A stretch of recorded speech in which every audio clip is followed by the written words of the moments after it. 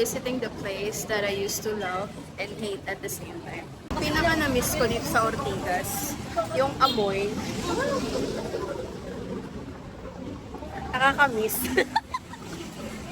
Although parang naaamoy din namin sa Pasay.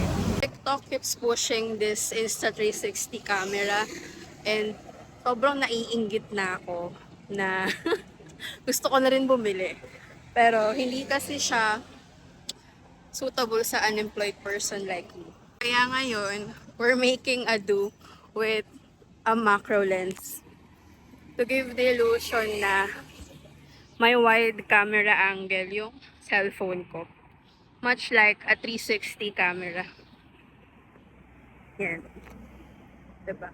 It looks like this. Nabili ko siya dati sa Japan Home Center. Before pa ako magkaroon ng iPhone. And wala naman kasing 0.5 sa front cam. So, it gives this 0.5 look or fish lens per se. I used to do this almost every day. I complained about the traffic, kung gaano kainit, kung gaano kalakas yung ulan. Funny how the things that you used to do every day, mamimiss mo din siya one day.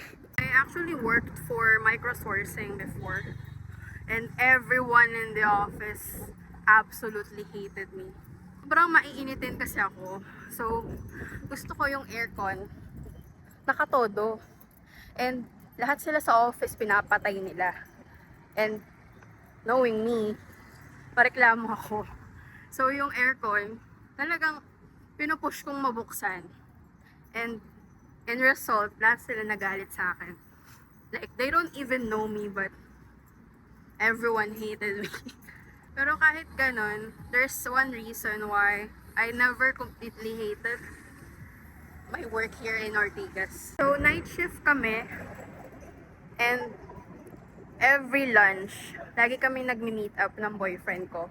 Pero magkaiba kami ng company. We used to meet up sa Lawson or sa second floor ng Ortigas. Walang palya. Every lunch, sinasabayan niya talaga ako.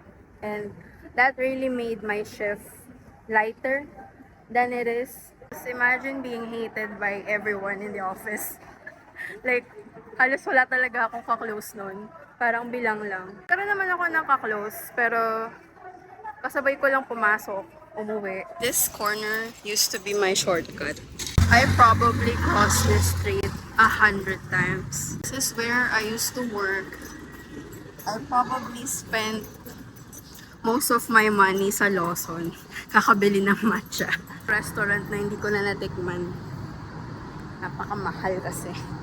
Isang bowl is like 300 pesos. This is where I'd sit when I got off work. I came here thinking that I'll revisit my previous workplace. Turns out, I was revisiting a version of myself. I wanted an Insta camera 360 but ended up capturing memories instead.